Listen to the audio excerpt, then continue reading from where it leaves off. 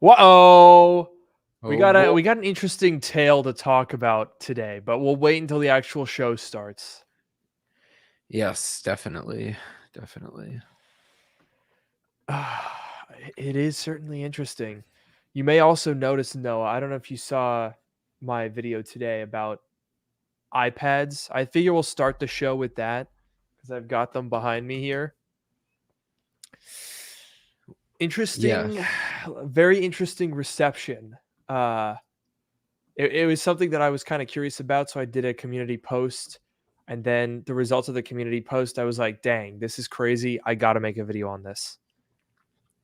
Yeah, that was the I did watch about the iPad dying. I feel like Yeah, we've definitely had like discussions like that before. So I definitely like I watched the whole video. I yeah, definitely agreed with like everything you said in it. yeah. I felt like I needed to sort of formalize it and put it into words. So we'll Yeah. talk about that on the show. But until then, let's we're just hanging out. This is episode 99. Next week is a big week. Oh geez, yeah. We'll have to do It's something exciting. special. Yes, I need to not forget about that for next week. We need to do something special. Yeah, we'll think of something. We'll think of something. I do want to just highlight this comment that I saw in the chat before we even went live, where apparently I convinced somebody to switch from Windows to Mac, and they don't regret it at all. That's crazy. Wow. That's I guess I'm you're a real doing God's work. influencer because I influenced someone. You're doing Tim's work here. I know I should really get a commission. That's how you know it's real. I don't get paid to do this. Dude, I'm not even imagine if trying to do Apple it had actively. commissions. Dude, that would be crazy. I'd never work again. Like you know what crazy thing is? Some companies get so desperate for commissions that there was a while where Samsung was basically just paying for like link clicks. Oh, I vaguely remember this, right? I feel like we talked about this a while ago. Or Yeah, you and I talked about this a while ago. I know someone who made $18,000 on link clicks. That okay, I kind of remember that. I guess I won't. Yeah, It wasn't, but I feel like I don't remember all the details, but it wasn't there like was the one I'm referring to were actual link clicks, but there okay, there were wasn't funny others. business. I thought there was some funny business involved in this story. There was funny business elsewhere. I see. But as far as I know, this was not funny business. It was a result of a viral tweet. Wow, well, that's very impressive. Yeah. So that's pretty crazy. Yeah. But you don't see Apple doing that. No, because they don't need to. And you Google sends stuff out. Samsung, they've got all these campaigns and trade-in deals. I don't think it's a coincidence that Apple doesn't do anything and they're sold out until like mid-November. You cannot get the iPhone 15 Pro Max.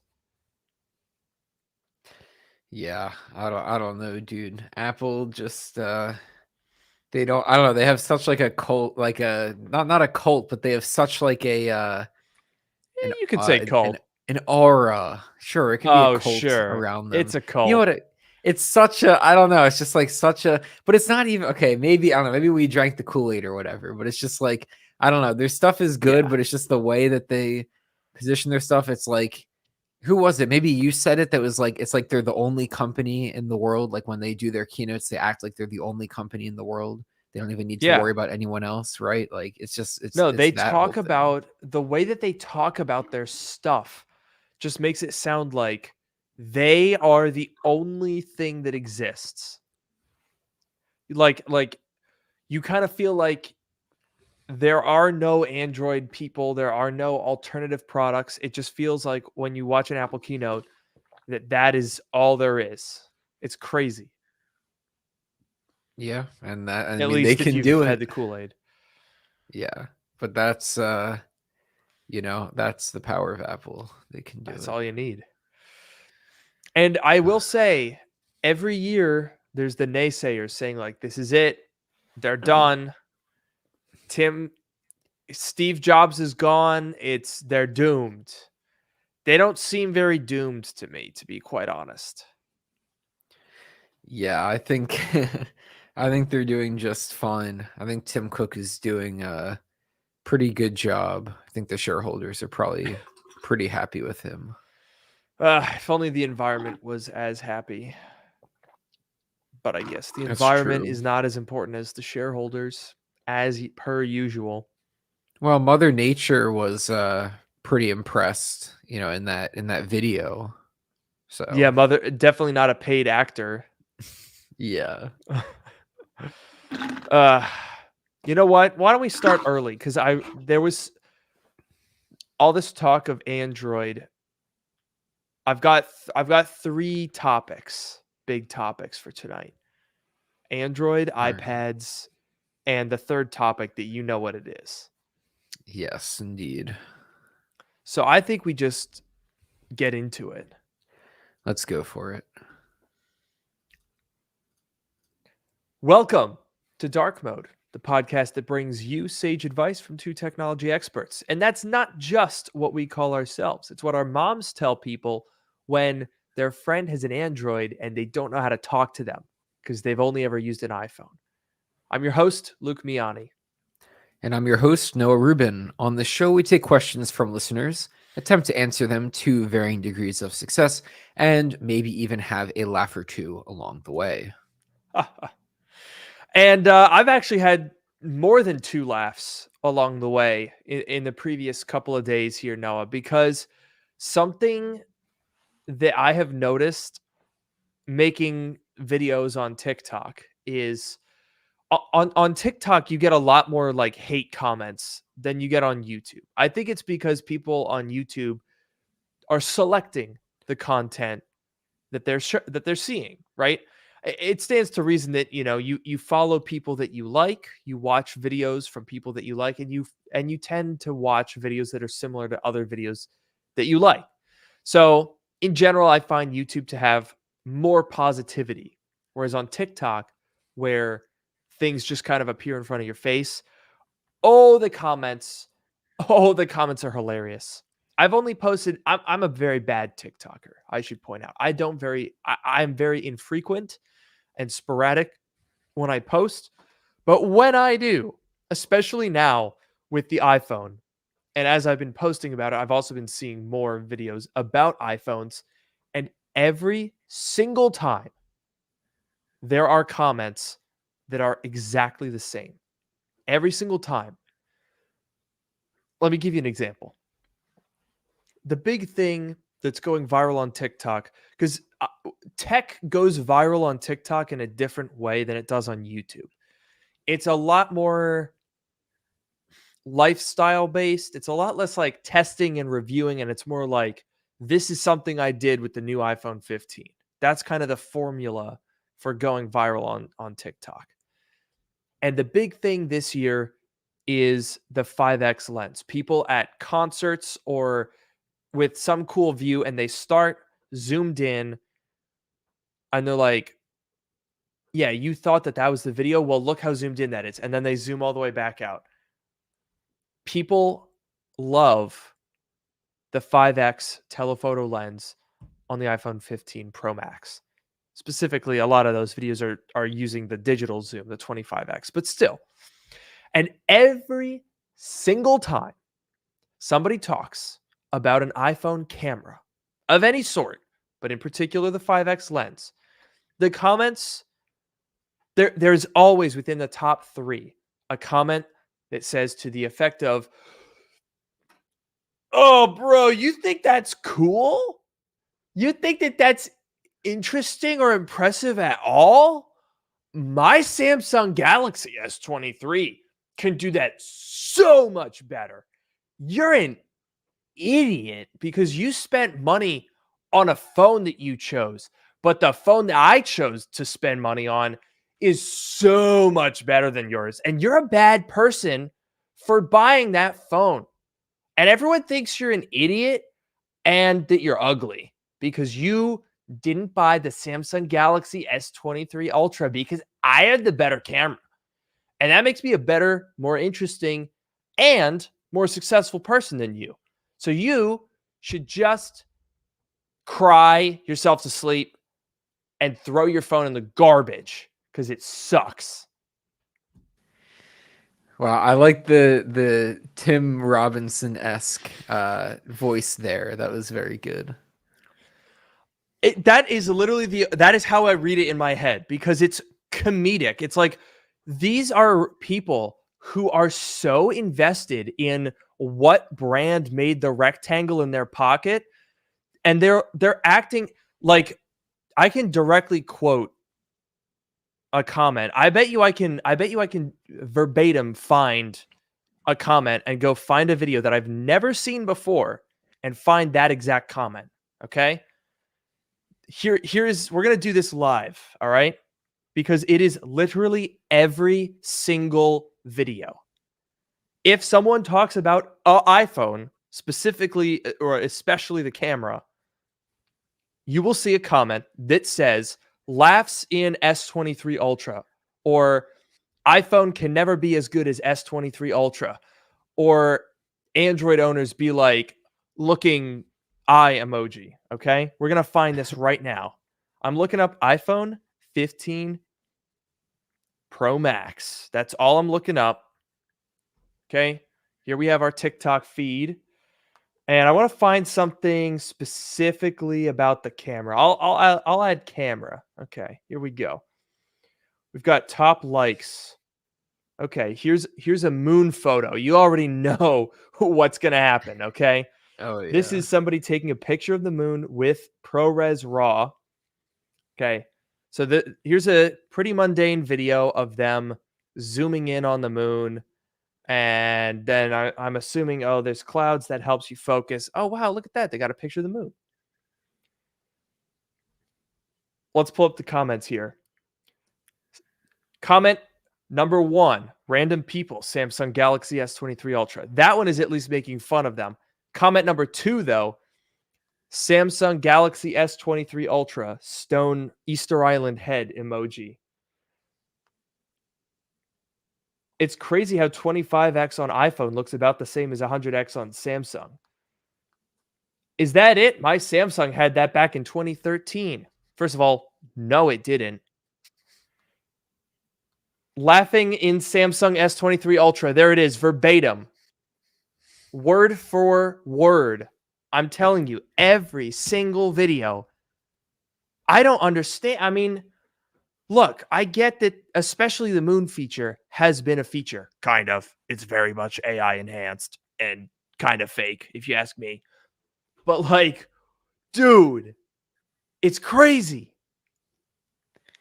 Yeah, I was gonna say like, it's especially funny that it's like the moon because that was the whole controversy with Samsung like faking the moon pictures. So that's especially funny. But like obviously, you know, like you said, you're gonna see these on all those comments or all the different TikToks, like anytime there's an Every iPhone. single one. I don't get it. Almost sounds like an astroturfing campaign from Samsung. Like they're paying people to like go and comment on all these. It's like, do people actually care that, you know what I mean? It's not like the video is like, here's why the iPhone is great and Samsung sucks or whatever. Like if it were like that, then you know, I get it. But if it's this, like, here's my iPhone, I did this with my iPhone, and then all the comments are like, oh, like Samsung is better, whatever. It almost seems like there's something going on. I'm sure there isn't, but it kind of seems. No, like...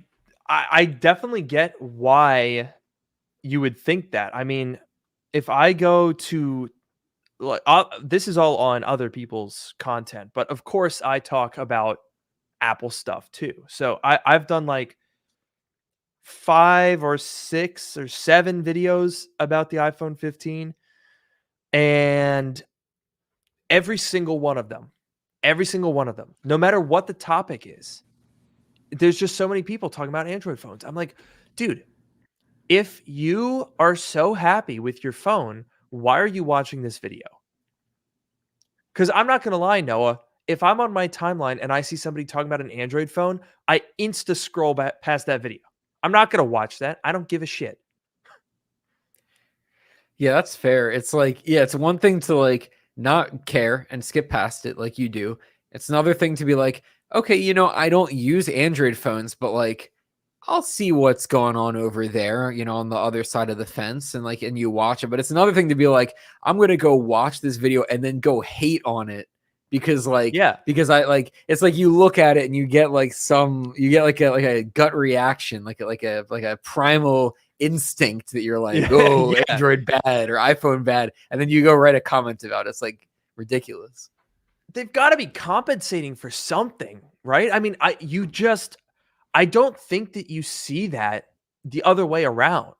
I mean, okay, the one area where iPhone people are universally like cringe and like gatekeeping is green bubbles, right? Obviously, that's like a meme where iPhone people like make fun of Android green bubble people.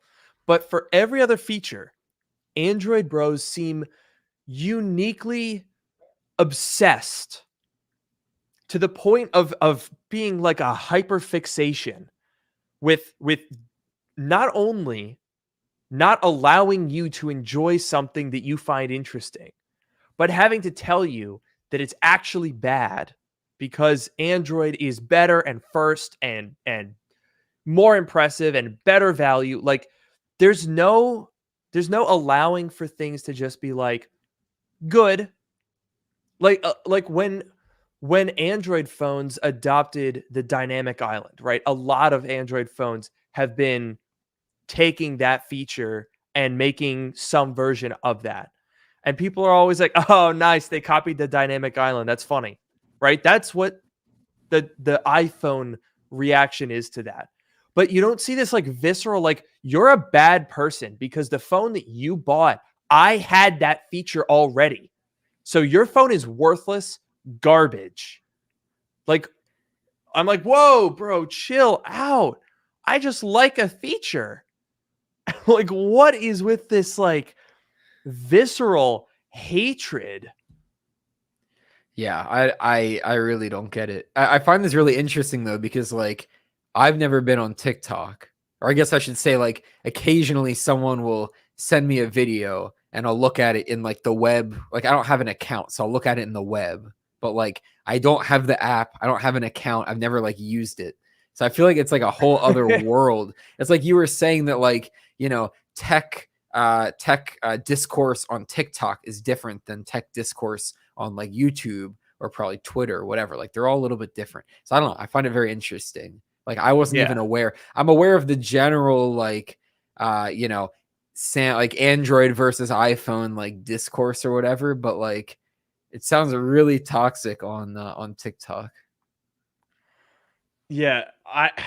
It definitely is. I mean, there is a general rule amongst TikTokers. I don't really consider myself a TikToker, obviously, because I think I've made like $100 off it and I barely upload at all. But the what I've heard from people who are full-time TikTokers that I've talked to is they literally just don't read their comments. Like you'll get good comments, they get filtered up to the top. And what I find is that the top comments weirdly typically seem to be pretty much in line with like the message that the video is giving off or like in line with what I agree with. It's almost a little weird. Like if I see a political video and I'm like, dang, this guy's a clown. I open the comments and everyone's clowning him. But if you see a video where you're like, that's a good point, the comments are usually like, yeah, that's a pretty good point. But as with YouTube, the comments that the actual creator sees are not those top comments, right? Those are accumulated after hours and days. They get filtered up to the top. But as a creator, you're seeing the most recent comments. And I guarantee if I go to my most recent comments, it will not take me very long to find somebody telling me like coming up with the most heinous insult you could possibly imagine. Okay, for example, I open up the activity the top, the most recent notification is someone adding a video to favorites. Right below that is somebody commenting, yeah, whatever. Right below that, someone says, maybe you want to waste your money, it's yours, but I rather buy a better phone with less price tag. The very next comment, okay, that's a positive one. Somebody said, wow. And then, yeah, I mean, most of these comments are either trashing the phone that I'm talking about or trashing me. Or one person commenting like 17 times on a single video. Like it's actually a mess. Huh, yeah, that So funny. sounds. Yeah, I feel like you would just want to wait. Like if you post something, literally just like don't look at your comments for a few days, and then you can see what bubbles up to the top. Because I feel Oh like yeah. a lot, like if you get a lot of comments, I'm sure like a lot of it's going to be junk or like hate, like unconstructive criticism, basically. Like, Mhm. let the good stuff. I'm not saying like wait until you have all positive comments, right? Like if you Right. have a bad take and people disagree with you, that's fine. But like don't wait for the people that like express it, well, to have their comments bubble to the top, and then you can look at it. Yeah. I just find it so funny that it's more than anything, it's on any topic about an iPhone. Like when I upload a video about like a Mac OS feature or like a random like shit post about, something that happened in tech news, right? The comments are usually very mundane, either just discussing what it is or I mean occasionally they're like I don't like your face. I'm like, "Okay, fair." But when you talk about an iPhone, it gets personal and mean really fast. Hilarious. But anyway, yeah, so that was the first thing I wanted to talk about. But the next thing, if we're going to talk about controversies, we got to talk about the iPad because this was the video that I just posted. Was that yesterday? Yeah, yesterday. Yeah. I know how time works. Don't worry about it. But in effect, that video was collecting my thoughts on what we've talked about a number of times, which is the dilemma that Apple's facing with the iPad right now. Yeah, I feel like we've definitely discussed it on the show before. Obviously, we've discussed it in person. I did watch the whole video. I thought it was a great video, and it summarized everything that we said. But basically, like, yeah, the 2018 iPad Pro was a game changer, and the game has stayed the same since then, and that's a bit of a problem for Apple. Yeah, I mean, I to be quite honest, don't use iPads as much as I used to, especially since Apple Silicon. I mean, Apple Silicon just made using the Mac so good that I haven't really felt the need to go over to the iPad. Uh, but even then, this is my 2018 Wi-Fi only 64 gigabyte iPad Pro 11 inch. Literally the most base poverty spec iPad Pro of this generation that you could get. And I didn't even buy it new. It was used 3 years ago for like $450. And still, despite Apple never receiving a penny of my money for this and me not even paying $500, I have never felt the need to update it. I mean, obviously there's been 2020 and then M1, M2. There's 3 more recent versions of iPad than this. And none of them none of them are compelling reasons to upgrade. In fact, the other iPad Pro that I do have, the M1 12.9 inch that I got because I was like, okay, I'm going to review this thing. I use this less than the 2018 because it's too big and heavy. It's heavier and bigger than a MacBook Air. Yeah, yeah, and so I have the 2018 iPad Pro 11-inch. I did upgrade to the storage to 256, which I'm Smart. happy about because I use that. That's like a good one for like planes, so I can like download a bunch of media and you know, have it for like planes and, you know, travel and stuff. So I do like that. I'm happy that I have that. But like I agree, there's nothing compelling about the new stuff. Like the thing still works perfectly fine. It still supports pretty much all of the features of iPad OS, or at least the ones that I care about. The battery life is still totally fine. I don't use my iPad too much these days, but basically I have it like sitting in one place, like downstairs where I play my guitar. So when I practice guitar, I flip it up and I have like my, you know, my chords or my tabs, and I have Spotify like side by side. And it's great for that. Like a very simple thing like that, you know, do two things side by side, AirPods, whatever. It's great. So I'm very happy with it. But yeah, like I don't know, like at the end of your video, I don't want to spoil the video, but I guess we're going to talk about it anyways. At the end of the video, Yeah. it's like, well, what's Apple going to do, you know, in the future? And like, you didn't know. And I don't know either. It's like, what is it going to take to make us want to upgrade? Yeah, I mean that's the crux of the issue that Apple is facing right now. Like you said at the end of my video, I was hoping that by the time I got through my talking points, it would give me an idea of something to like recommend as an improvement. But I literally could not think of anything.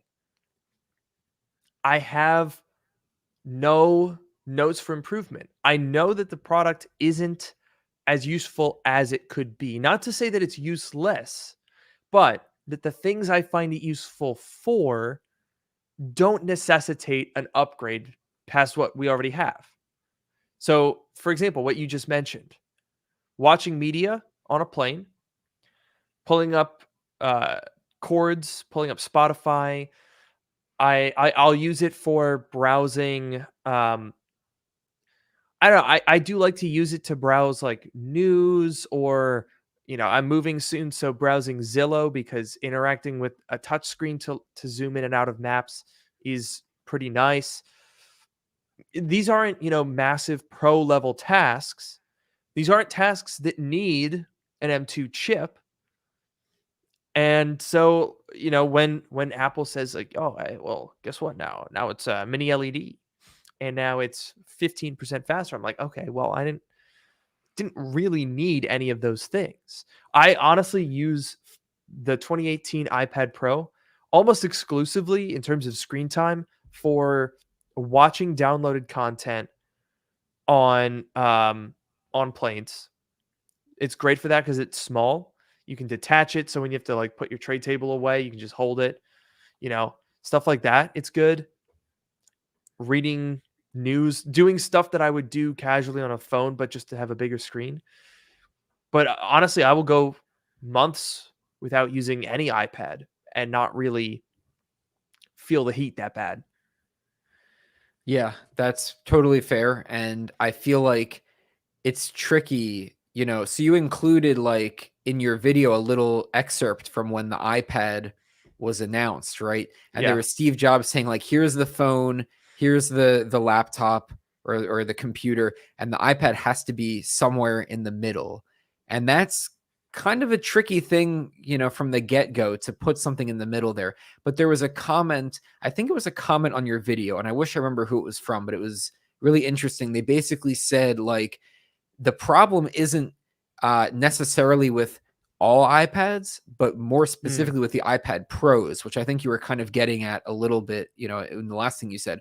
But the thing where like if you're using the iPad to do like media consumption or, you know, basic productivity or whatever, you would be perfectly fine with an iPad Air or an iPad Mm-hmm. Mini or a regular iPad, whatever. The pros where you have this additional power, you have the same level of power, the same chip that you have in an actual laptop, but it still has iPad OS on it and it's still limited. I think I think iPad OS is really holding the iPad back, and maybe that's the way that Apple could move forward. At the same time, it's tricky for them to not cannibalize the Mac too much. Yeah. No, I mean, I think that's a good point because I wasn't trying to imply in the video that I played that clip that you mentioned about from the original keynote where Steve Jobs basically explained the positioning of the iPad. And I wish that Apple would do that stuff more often, right? Steve Jobs is really good at saying like, okay, here is what people are using right now. We think that this is what people might actually want instead. This is how it's going to fit into our product lineup, and this is our justification for it. I love when Steve Jobs does that. And he did a great job with the iPad. And I actually think that they were wildly successful. Obviously, the iPad is the best selling tablet. And for what Steve Jobs specifically targeted the iPad to, they knocked it out of the park. The iPad was and still is for when the iPhone is too small and the Mac is too big. It has the benefits of a touchscreen without the complications or the weight of a Mac. But a couple things have happened since 2010. Number one, when you make a product like that, which is in its initial form for like mobile gaming on a slightly bigger screen, mobile applications like reading articles or books or sheet music on a larger screen, very, it wasn't getting too complicated, right? And the problem is when you do that, it doesn't take very many generations before people kind of just already have something that does just fine. And I think that's what caused the iPad slump in 2015 because you're sort of confined on one end by the iPhone and on the other end by the Mac. This middle ground product doesn't have as much room to do its own thing. So by 2015, what we found was most of the people who found those types of things useful already had the iPad. And what real need do you have for anything more than that? 2018's answer was the iPad Pro. That's where they said, okay, we understand that if you're going to continue to support this product and buy new ones, you're going to need more functionality. So the iPad Pro delivered that. And I think the best innovation that happened for the iPad is using it for art. The Apple Pencil, being able to do sketches, geometric diagrams, coloring, stuff like that, which all basically started with the iPad Air. Remember when the A7X chip or the A7 chip brought 64-bit processing? That was big for the iPhone, big for the iPad. But once we got to that point, I think the iPad hit a ceiling where most of the people that buy them still just want those basic tasks. They want to check their email, play a game, text their friends on a bigger screen, maybe look at their videos and watch Netflix, right? Basic tasks that you could literally do on any iPad. Even like outdated iPads can do all of those things on older versions of iPad OS. You don't even need a current one. And so Apple's now like, well, okay, if we make it any more powerful, then we've just made a Mac with extra steps. What do you do? Yeah, it's really challenging because like people, like the common answer is like, oh, just put Mac OS on the iPad. And like it's now more obvious than ever that like that could, like, there's no technical reason why you can't. It has an M2 chip in it, right? There's no reason why you can't. Yeah, you could just stick Mac OS on there. Obviously, you would need to make, like software adjustments to Mac OS for it to work with a touchscreen, work nicely, whatever. But like theoretically, you could do it. But Apple doesn't want to do that, and they've said as much that they don't want to do that because they want to keep, right, from a business perspective, they want to keep the iPad separate because then you'll buy an iPad and a Mac. Like that's, pretty Mhm. obvious. But Yeah. also from like a usability perspective, like maybe combining them could be good, but if they're separate, maybe they could be even better. Like if, the Mac has something that is made for, keyboard, mouse, clamshell, whatever, like computer versus, something on the iPad. I think iPad OS as it stands is not quite enough. It's a little bit too far in the iOS, like iPhone direction. It's Mhm. definitely improved over the years. I mean, the iPad used to just run iOS, like straight up. Like they didn't even have a different name for it, right? And then Yeah. they added this different name. They added multitasking. They added some other stuff, but like they got to go a little bit further, I think, with the software. It's Mhm. like Stage Manager wasn't it, but like something they got to do a little bit more to get there. And I think honestly, I think that what they've done with iPad OS is in general pretty good. Right? I think the multitasking features not the easiest. I talk about in my video how kind of annoying and fiddly it is to try to get split screen stuff, and like it can be a bit of a pain. But when you're talking about a used 2018 iPad Pro, you can get these things for like $400, $500. At that price point, that I have no issues with that, right? It's a touch screen, it's easy to use, it has some basic multifunctions, multitasking functionalities. That's good for $500. Problem is, the iPad Pro, when Apple releases a new one, they are trying to justify 1,000 or even more on one of these devices. My 12.9-inch iPad Pro, base 128 gigs with the keyboard case, was $1,400. That's more than a 15-inch MacBook Air. You can get a 14-inch M1 Pro MacBook Pro with a mini LED ProMotion display, a crap ton of performance. You can get those for that amount of money. And they're just simply more usable. And I think to your point there, Noah, when people talk about putting Mac OS on the iPad, they're like, okay, well, how do we make this more useful? The answer is a real operating system. But as you also mentioned, you can't just copy and paste Mac OS onto an iPad. Look at Final Cut Pro. Final Cut Pro was something that we've wanted on the iPad for years.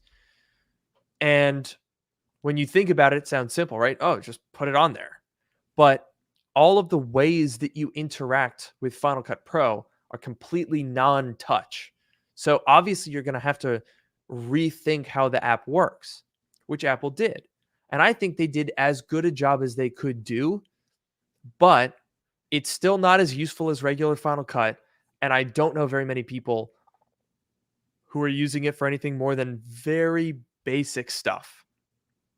I'm sure there's a video somewhere where someone's like, I edited a feature length movie on an iPad Pro, but that's not going to be like an industry standard thing, right? So the same would apply to Mac OS. Everyone says, oh, just put Mac OS on. By the time you do it, you're going to have to rethink things to make it fit with the touch screen. And that's already going to alter it enough that it won't be the same. Mac OS just doesn't translate to the iPad. And whatever you do to make it fit there, they just don't seem capable of making it feel as useful. Yeah, and I think one of the major challenges that Apple has to deal with the iPad specifically is how versatile it is in terms of, so you can use the thing, just the iPad completely like naked, just iPad with a touch screen, and you would obviously need a software keyboard if you need to type anything in.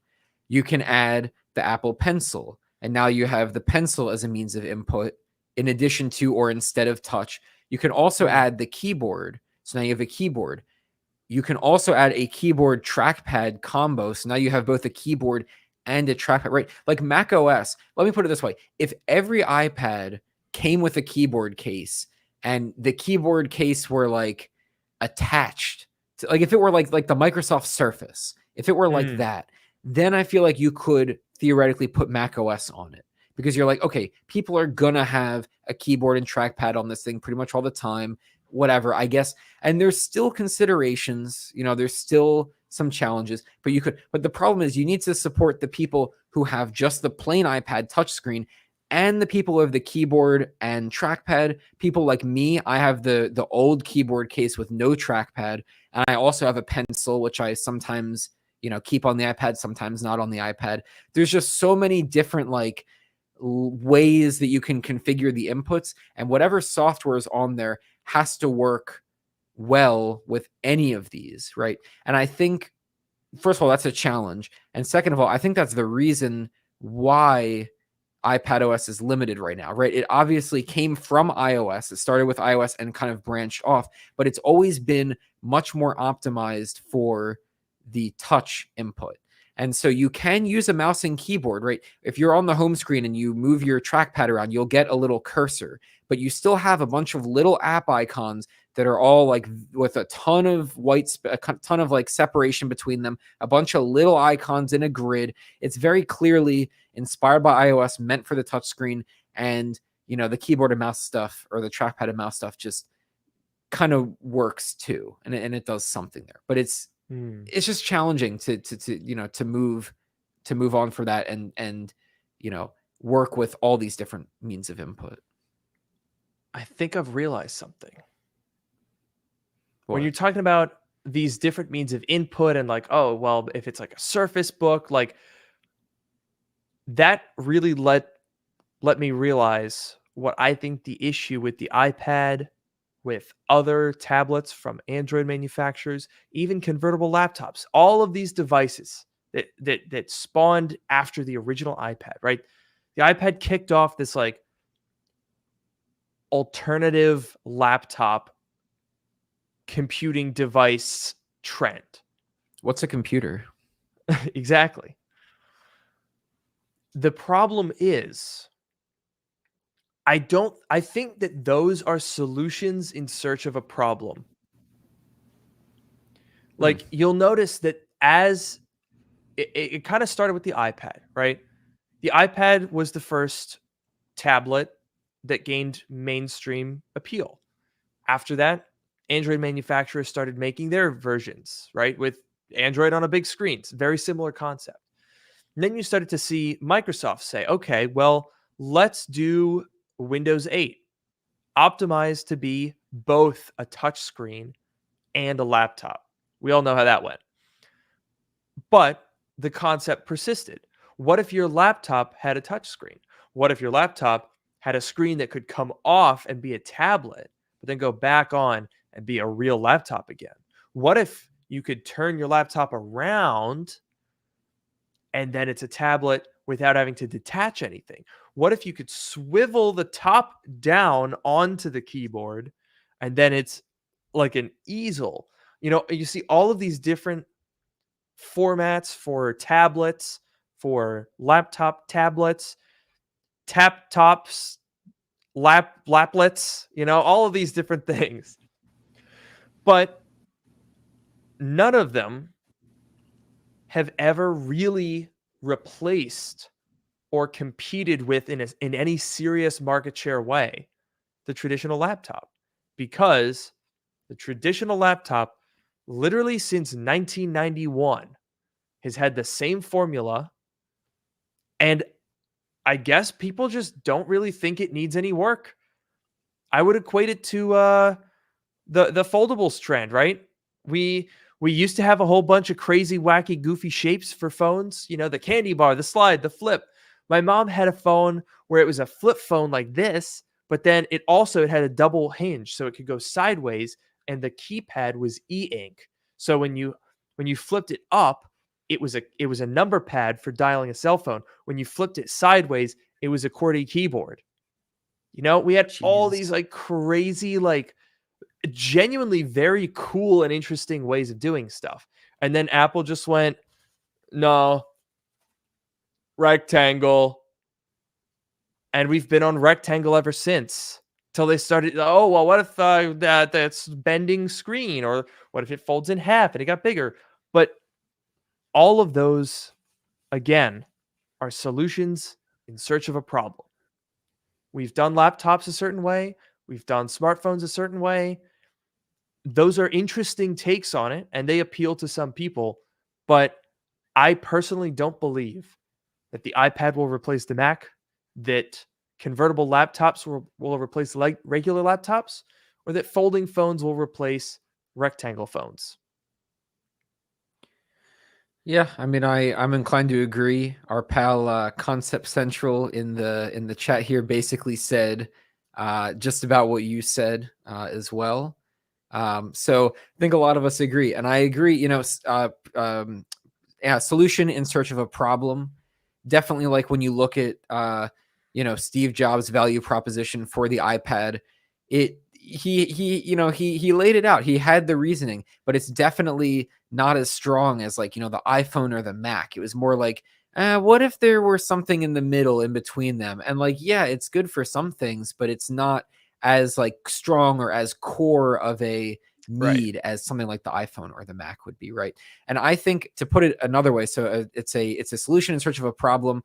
I think in another way to say, maybe these things are trying to do too much at once, maybe like a jack of all trades, master of none kind of thing. Or Mm-hmm. maybe I would say jack of all trades, master of like one thing. I feel like the Surface tablet is very much a laptop, a traditional keyboard and trackpad experience that also happens to have a touch screen.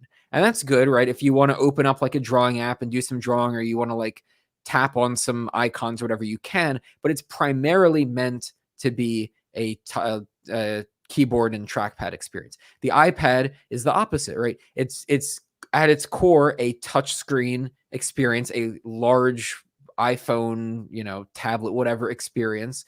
And you can put a mouse and keyboard or a trackpad and keyboard on it, and you can do stuff with that, and that's great. But at the core, it's really meant to be a touchscreen. And I feel like all Mm-hmm. these things are made for one thing. They excel at one thing, and you can do other stuff with them too. And sometimes that's nice, but it's really optimized for that one thing that it's good at, and the other stuff, not so great. Yeah. No, I definitely agree. And I think there's an interesting comment here from eUploads saying, well, isn't Vision Pro also a solution searching for a problem? Isn't that the same thing? And I actually don't think it is. Because I think when you look at a very simple way that I like to think about it, which is an interpretation that I get from when Steve Jobs would envision a product. If you have to add all of this complexity, you're doing something wrong. A true innovative product isn't the most complex, it's the most simple or sometimes obvious. And it's hard to anticipate what that would necessarily be, right? Because people don't necessarily imagine something before it happens. I mean, you go back to the early 2000s, people didn't really think, oh, what if my phone and my music player and my camera were all the same thing? Even Steve Jobs didn't envision the App Store right away, right? That came a year after the iPhone launched. So I'm not saying that you're going to know the full puzzle, but when your innovation is taking something that exists and adding extra steps to it, I think that in general, while it might appeal to some people, isn't going to completely change the thing, right? In the case of folding phones, for example, you're taking a very simple formula, right? Every smartphone out there is some rectangular shape with a screen on the front. That's it. That's pretty simple. And that's been the same for 17 years. But with folding phones, you start going with the, oh, well, but if it folded open like a book, then you could have a bigger screen that becomes a smaller phone. If you fold it vertically, it's the same thing, but you're adding a lot of extra complication and cost. You're adding all of these, different features like, oh, even what was the Motorola one that flipped up and it had like a screen and then the screen flipped over to the side. It was like a T shape. You can do all of these things, and a lot of people really like those, but they're not fundamentally, I wouldn't consider them by default an improvement because they're adding a complication, they're adding a feature. That's niching it down. That's not niching it up. I don't think that Vision Pro has that same problem. It could, but because it's taking the computer and putting it in the world around you, I think that is by definition not searching for a problem, but giving you a new means of interacting with stuff. I don't know if I might be splitting hairs here. I don't know if I'm explaining that right, but that's where I'm thinking. What do you think? No, I agree. I think, first of all, yes, the Vision Pro, someone said this in the comments, and it's basically what you said. Like, the Vision Pro lets you do new things that existing devices don't allow you to do, right? In the Right. way that, like, an iPad doesn't really do that. It's basically like your iPhone but bigger, which is Mm-hmm. fine and it's useful. But the Vision Pro, it's a different like paradigm, right? It's a totally different like way that you interact with it, the way that it interacts with like your environment, whatever. And the other thing I'll say is, the first Vision Pro, the one that we saw announced, and when we've talked about this, we've said this is like the first one. It's the first step, and things are only going to get better from there. So maybe the first Vision Pro, you could say, based on your own rubric, it adds a lot of complexity and it's really expensive, whatever. But I think if you take a little bit of a longer vision, you go a few years into the future when it's less of a, big VR headset and more of like the glasses kind of thing.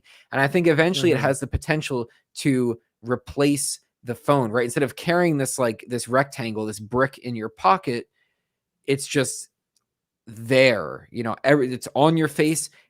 Everything's there. You don't have to worry about it. Like, I could see that being the future, not the first Vision Pro, but that's Right. the first step. It's the long term. The iPad was never going to be that. And that's fine because it wasn't supposed to.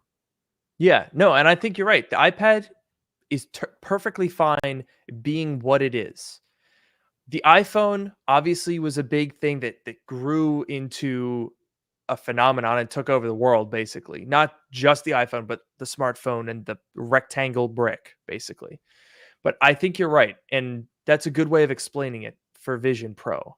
It's the beginning of a new way of thinking about it that's not adding complication, adding gimmick. It's not saying, like, hey, you know what you do in your world? How about the metaverse, which is like a different world? Vision Pro doesn't do that. Vision Pro just says, hey, you don't have to learn anything new and like change your world. It's just stuff that was in a rectangle before is now around you.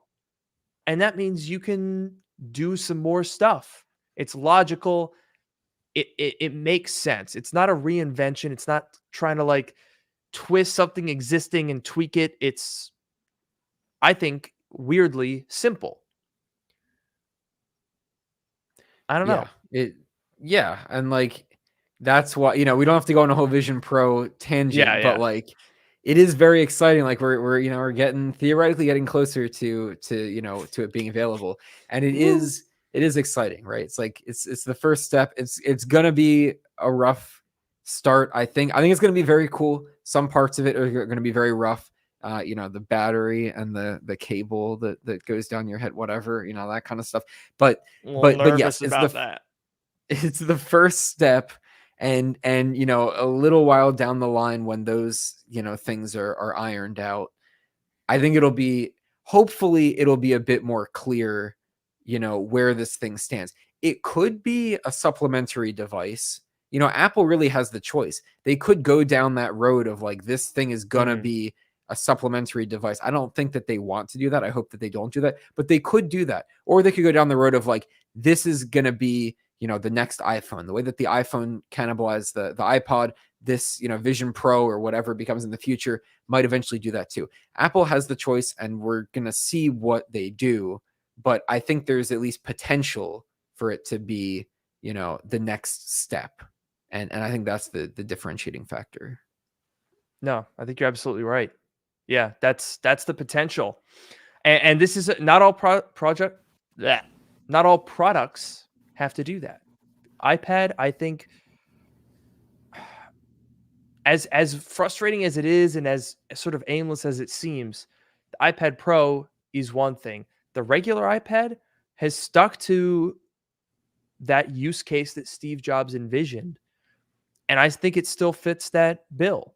It's the same as the Apple Watch, right? The Apple Watch isn't necessarily trying to do anything major and revolutionary. The Apple Watch isn't trying to take over your phone and completely replace everything and go crazy.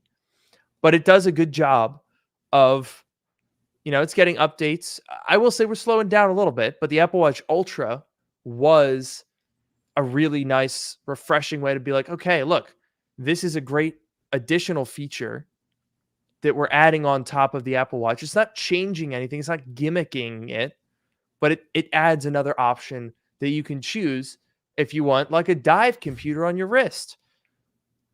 But unfortunately, as it turns out, the Apple Watch Ultra, which is supposed to be the rugged, durable, take anywhere, literally go diving under the ocean with, seemingly in the hands of our own Noah Rubin, was not quite as durable. So, Noah, do you want to explain? We alluded to it at the very beginning. We've had a great conversation, but what is going on in the world of Noah Rubin's Apple Watch Ultra? Yes. First, I need to acknowledge just how smooth that transition was. We're not exactly known for our smooth transitions here, but that one was it was a very slow, change the subject a little bit, bring it home. I don't know. Very nice. I have to give you know. credit. I'm really proud of that one. That's going on the wall. When you started talking about the Apple Watch, I was like, wait, is he about to do? And then look at that. I even impressed Noah with that transition. That's how you know it was good. So I thank you. I appreciate that. We've now ruined it, of course, by drawing attention to it, but that's fair and I think was deserved.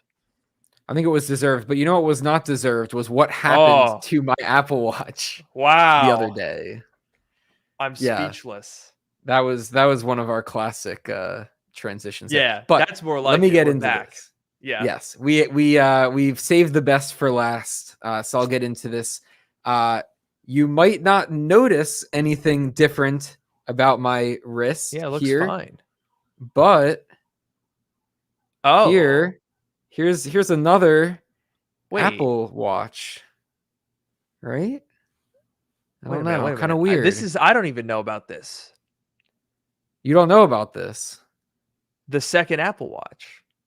Well, I think you might, but basically this one that I'm holding in my hand is my Apple Watch Ultra, the original one that I bought 1 year and 2 weeks ago. Keep that date in mind, will you? 1 year and 2 weeks ago when it came out. And I promise you this thing is completely toast. I'm like holding down the two side buttons like you're supposed to do to turn it on. It does not turn on. Putting on the charger does not do anything. This thing is completely dead. And the one on my wrist is I am now the shameful owner of an Apple Watch Ultra 2. Whoa! Because unwilling owner. I did not, dude. Before I get into the whole story, I just want to say I don't notice a single difference with the new one. It's like physically, aesthetically, it's 100% identical. Even the like etchings on the bottom, everything is 100% identical. It doesn't say like Ultra 2 or anything on it. It looks the exact same. It doesn't feel any faster. The double pinch thing isn't coming until next month or like later this month or something. So the one software feature isn't this whatever. Zero difference. I will just put that out there that I don't notice any difference. That's so unfortunate. I mean, I'm not surprised. But yeah, do you want to go through the story of how it all began? Because I kind of got the text, line by line updates, and I was literally speechless. Yeah, I did text Luke as this little saga, I guess, was unfolding. But basically, it's a very simple story. I went to a pool on Friday. It was very hot. It was like 90 degrees here. Perfect weather for, going for a swim. I Sounds lovely. was wearing the Apple Watch Ultra in the pool as I had worn my previous Series 5 in the pool multiple times, right?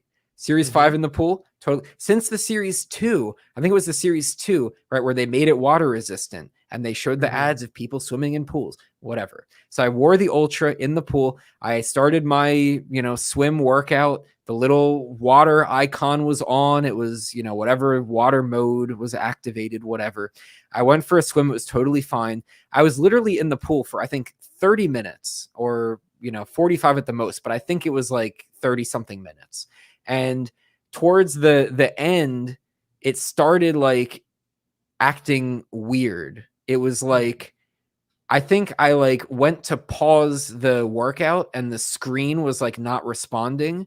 And then it started acting like the digital crown was being pressed down, right?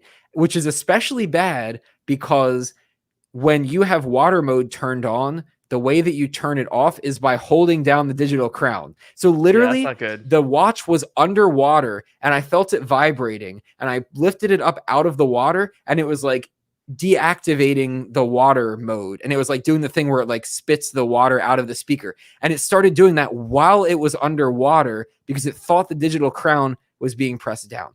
It was, and actually, I don't know how much the water mode matters. I think it just like disables the screen and some stuff, but like obviously it's not good that that's getting deactivated, whatever. Okay. Yeah. I got out of the pool again. I had been in there for maybe a half an hour. I was just doing regular like little like laps and taking plenty of breaks, like totally normal swimming stuff. I got out of the pool. The watch was like, the screen wasn't responding. Siri was constantly popping up because again it thought that the digital crown was being held down. So Siri was coming up. It was like trying to call random people and do random things. I was trying to like pause the workout or end the workout and I couldn't do it because the screen kept locking up, whatever. Eventually it like crashed a couple times. Like it would crash, it would reboot, it would be okay for a little bit and then it would crash again. Then it went into a boot loop. So literally the Apple logo would show up for 5 seconds and it would power off, 5 seconds, power off, so on and so forth. And, it would do that.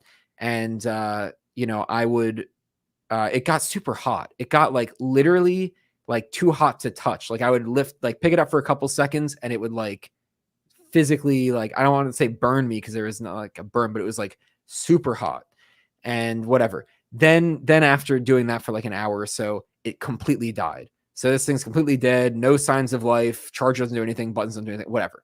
Completely dead. So this was in the afternoon. This was Friday afternoon. Literally, like as soon as this thing died, I went onto Apple website and I ordered a new Apple Watch for in-store pickup that day. I was like, I'll figure out what's going on with this thing, but let me just get another one. I know that sounds probably ridiculous to some people, but like, I don't know. I felt like I had to bike home without tracking it on my Apple Watch, and I felt like I was like naked or something because I didn't have my watch on. It's hard because it doesn't count if you're not tracking it. Exactly. Well, I tracked it on my phone, so at least it showed up in the activity app. Like that was if that didn't happen, I would have been done for. But there was no heart rate data. And it was like, it didn't, I don't know if it really can, right? It's a mess. You understand. You can feel my pain, right? I get it. Yeah. You got it. Because I'm also weird. Yes, exactly. So I got home. I biked home. I drove to the Apple store in Palo Alto. I picked up, my new Apple Watch. And I also made a Genius Bar appointment because totally unrelated, but my AirPods are constantly giving me Find My notifications that I left them behind. Literally multiple times a day. It's like, oh, you left your AirPods behind, and they're always in my pocket. But whatever. I made an appointment for that. The guy was like, oh, just reset them and it'll be fine. But I asked about the watch too. I know. And I asked about the watch too. And he was like, okay, let's put it on the charger for 10 minutes and see if anything happens. Obviously nothing happened. And he was like, okay, you just got to call them. Fine. So I called them earlier today and they were basically like, we can't do anything about it because you don't have Apple Care. They said that the 1-year limited warranty does not cover water related damage at all. So like, even if I had been under that limited warranty, I still, apparently they still wouldn't have helped me, because it was a water related thing. That's what the person told me. That's what the person No, told me. that's okay. Here's the thing. You can make that claim if you're not also advertising it as a dive computer. Like, dog, you're advertising it. Look, because I wanted to check this. So I've pulled up their comparison screen here. Compare models. Apple Watch Ultra 2 is rated 100-meter water resistant. High speed water sports recreational dive to 40 meters. You were, I suspect, less than 1 meter underwater. Yeah, And it it was does say literally swim proof. Proof, not yeah. resistant, swim proof. Yeah, yeah. And not only that, but like I had taken my Series 5 in that exact same pool. Not that it matters what pool it was, but literally in that exact same pool multiple times, and it never had a problem like this one did. So extremely, extremely frustrating. But the thing that I realized was that I actually hadn't, I think that was the first time that I had taken this Apple Watch in the water, because I guess I got it when it came out last September. I don't think I went to a pool before like winter time. And then even over the summer, there was like one period where I like maybe could have, but I was injured. Luke was there for part of it, but I like Yeah. injured my hands in a bike accident. I think we talked about it on the show. So I literally couldn't put my hand in the water, let alone all the way down to my wrist. So I think this was the first time that this Apple Watch Ultra went in the water, and immediately. So I know, it's not guaranteed for more than a year. I think someone said in the comments like, oh, it's the waterproofing isn't guaranteed for more than a year or whatever. This was the first time that I tried, and I think given that the digital crown was like messed up for a while before the thing died, I think that this unit might have been defective and it wasn't properly sealed around the digital crown. And I didn't realize until, the first time that I went in the water, but I think that some water got into it through the digital crown area and it just fried the thing. And this thing's definitely just dead at this point. Dude. Yeah, no, that is bad. That like, okay, here's another page in Apple support documents, which is about Apple Watch water resistance. So you'll notice that they say it's water resistant but not waterproof, right? They're covering their ass for saying like, okay, look, we're not guaranteeing that water is impossible to get in there. They say you can wear and use your watch during exercise, sweat, walking in the rain, washing your hands. They talk about the rating of ISO standard for 50 meters at that that particular standard. But the Apple Watch Ultra is EN 13319 compliant. So what that is a document specifically in the EU, which is a regulatory measure for diving accessories, depth gauges, and combined depth and time measuring devices. Okay. So, oh god, you got to pay to see all of these documents to actually look at what that document, certification implies. But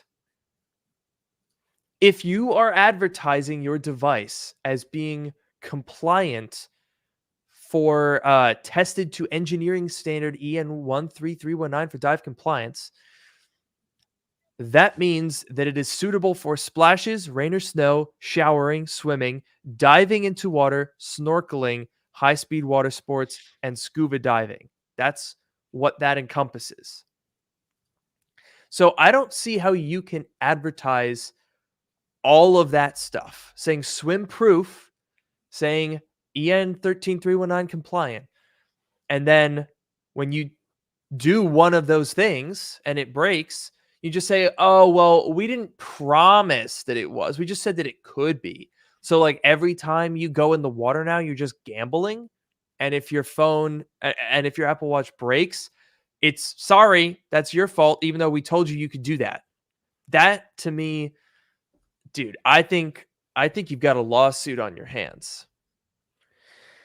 Yeah, I mean, I don't know. I don't want to like get too far ahead of myself, but like it does seem a little bit ridiculous that like, you know, it seems like I think it's kind of false advertising, like you said, to be like you can do all of this stuff, but yet like when I did it for the first time, and the thing is, it's the Ultra. I did it with my Series Mhm. 5. I've taken that in the pool multiple times. I think I even took it in the ocean once or twice, and that thing is still fun. I gave it. I think my sister has it right now, and that thing is still working just fine. You know, every time I was perfectly happy with that. Like it's the Ultra, and it's the first time that I tried. It's like it's just those two things. It's the first time that I ever did it, and the fact that it's the Ultra, which is supposed to be the most rugged, thing that you like climb up mountains and dive in the ocean and high speed water sports and like all of this stuff. It's like I don't know. I think it's just a little bit ridiculous. I might honestly call them again and try to get like a higher level advisor or something because like it just doesn't seem right to me. I Dude, don't you know. spent $800 on a device that was advertised as a dive computer, and 1 year and 2 weeks after you bought it, you go swimming in a pool and it immediately craps itself and dies. On this website, on this support document that's talking about can I go scuba diving swimming? Apple Watch Series 2 and later can be used for shallow water activities like swimming in a pool or ocean. So that's already a Series 2, right? And they're saying, yeah, you can do that. But you shouldn't use models other than Apple Watch Ultra or later for diving, water skiing, or other activities involving submersion below shallow depth or high velocity water. So they're still saying that you can use the Apple Watch Ultra for all of those things. But your Apple Watch Ultra died with the most basic task that's been available since the Apple Watch Series 2 that came out 7 years ago. And I should point out, I have gone in many pools with my Apple Watch. I have gone in hot tubs where the water is like hot and moving, bubbling around. I have not had any issues. But you went in, I mean, you didn't even like, the Apple Watch couldn't have been more than 2 feet submerged and for less than 30 minutes. Yeah, it's just I don't know. And then I guess apparently the warranty doesn't mean anything based on what they said. But the funny thing was that the 1 year limited warranty had expired 14 days before this Yeah, happened. Right. Because I convenient. got it like right before I got it right when it came out, the original Ultra. And now it's early October. So it's literally 1 year and 14 days. I guess now it's like 1 year and 16 days since the thing came out. So I guess it doesn't matter if that warranty doesn't cover water damage. I think that's kind of weird to call it like water damage. I didn't damage it. I did what I was, allowed to, encouraged even to do with it. But whatever. Mhm. Like I'm sure Apple has some point like, oh, technically, you're right. Like if that's the warranty and the thing broke and there's something they can do about it, whatever, maybe they're technically right, but that still doesn't seem fair, and I think it's very disappointing It's that not. Apple doesn't stand behind their products like this, like they really should. No, I think that it's not even a matter of standing behind their products. It is a simple matter of like if you want to advertise your product as having X capability, you can't just leave people out to dry if doing that results in the death of their Apple Watch, especially something like an Apple Watch Ultra. Look, if somebody showed up with an Apple Watch Series 2, which they still say you can go swimming in, and they said, the Apple Watch died. What the hell, man? I get that you would say, look, that's out of warranty. It's an older device. It's resistant, but it's not, guaranteed. Sorry, can't really help you. But with a 1 year old Apple Watch Ultra, and you're going to say water damage for not even doing the dive thing. right? They say don't go below 40 meters. You didn't even go below 40 inches. And it's like, sorry, that whole thing that we advertised and have made sales of this device because of, we're not going to use that as reason enough to help you out when it fails in that way. What's the precedent for that? If I were to go swimming right now with my Apple Watch Ultra 2, no, not even 2. If I were to go take a shower and my Apple Watch died, even though Apple said, yeah, you can shower with it, you can go swimming with it, you can go diving with it. But if you actually do that and it dies, they're just going to say, sorry, buy a new one. $800, year old? That's completely unacceptable. Yeah, it's extremely disappointing and frustrating. I will say, like, I will just acknowledge that I'm very fortunate that, like, I'm in a position where the watch breaks and I can go and get another one. And like, it really does suck to spend all that money again when I really didn't want to do an upgrade. And especially to have this thing be completely broken. I can't even like give it to someone to use, but like, I'll acknowledge that it's a paperweight at this point, but I'll acknowledge that I'm fortunate to be in that position, but I don't think that anyone should have to be in that position. And I think, I think I'm going to call Apple again and, try to talk to someone at a higher level and see if, it just doesn't make sense that, like, calling it water damage and saying that that's not covered. If it's damaged, then it's not my fault. Like, you know what I mean? It's like, it's supposed to be able to do that. Whatever. Yeah. The issue can go in circles. Here's where I think the issue is. If I took in a MacBook Air, it was totally dead, and they opened up and they said, sorry, we can't replace that. It's dead because of water damage. That would make sense because this is not a product that makes any guarantees about water. So when water damages it, that's outside of the bounds of normal use.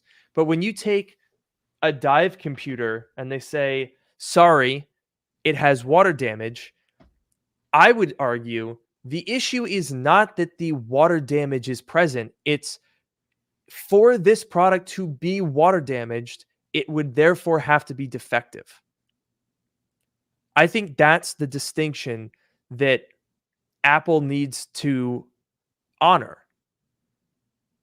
And they say on their website that it can wear off and it's not, it's a nebulous thing. It's not as concrete as, my computer just didn't turn on today. They open it.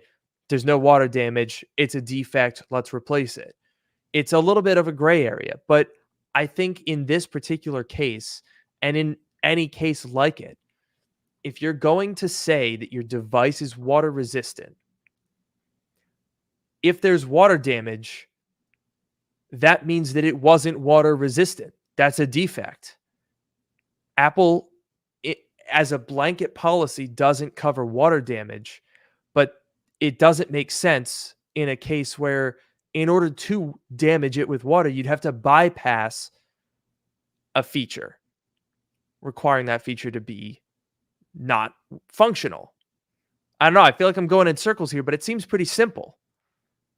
Yeah, no, I agree. And I think it's just right. They can say like, oh, you're out of warranty, whatever. Oh, the water resistance degrades over time and whatever. But I don't think that's, even if that's all true, and even if, the thing was fine for a year and then suddenly, the thing degraded and it died, whatever, I still think that Apple needs to do a bit more to be like imagine like a real, like a true Apple commercial where they're like showing all these cool things and they're like, but you can only do this for 1 year. They're showing like the people diving and like going, someone said like, oh, they show people going, traveling through the desert. Meanwhile, the Apple Watch shuts off when it gets really hot, whatever. Like, they can show all these things and just be like, heads up, this only works for a year. Or it's like, you go into your activity app and you try to start a swim workout and it's like, oh, your Apple Watch is more than a year old, so you might ruin it by taking it in the pool. But if you Yeah. want to gamble it, then go for it. I feel like Apple, if that's gonna be their excuse, is that the resistance fades over time and we can't we can't guarantee anything. They should do more to like tell people, make sure people know about that. Obviously, they don't want people to know, but they need to tell Exactly. people.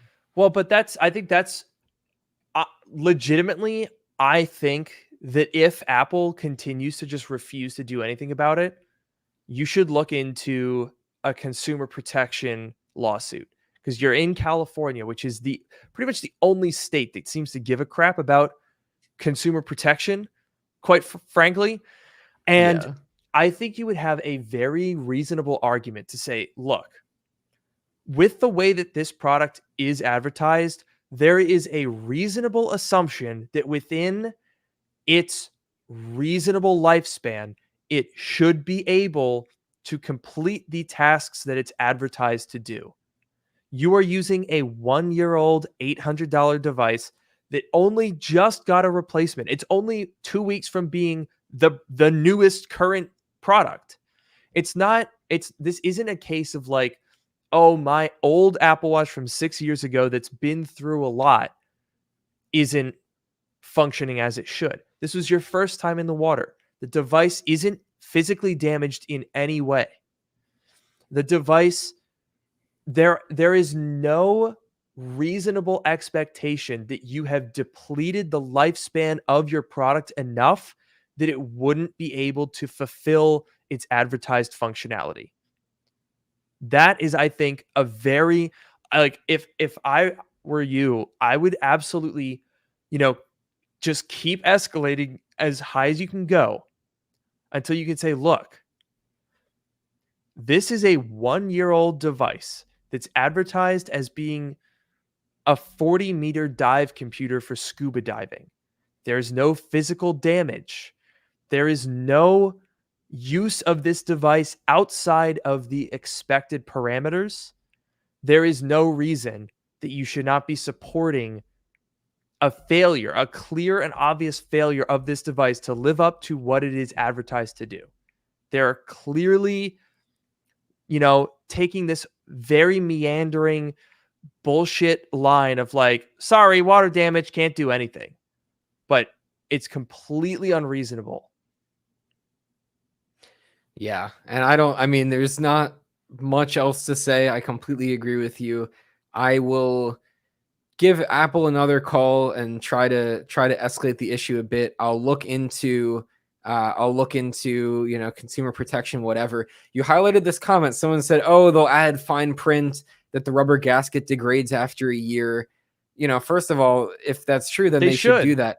But I will also say fine print isn't always enough. Like, especially in the EU, I don't know about in the US, but like in the EU, there have been cases where like, terms of service and end user license agreements have been found to be not enforceable, because even if they say like something very specific, if it's not reasonable that the consumer would actually like find and read that, there have been cases where, even still that has, not been enough. Even if they write it in the agreement, sometimes it can still be overturned. Apple themselves, right? With iTunes.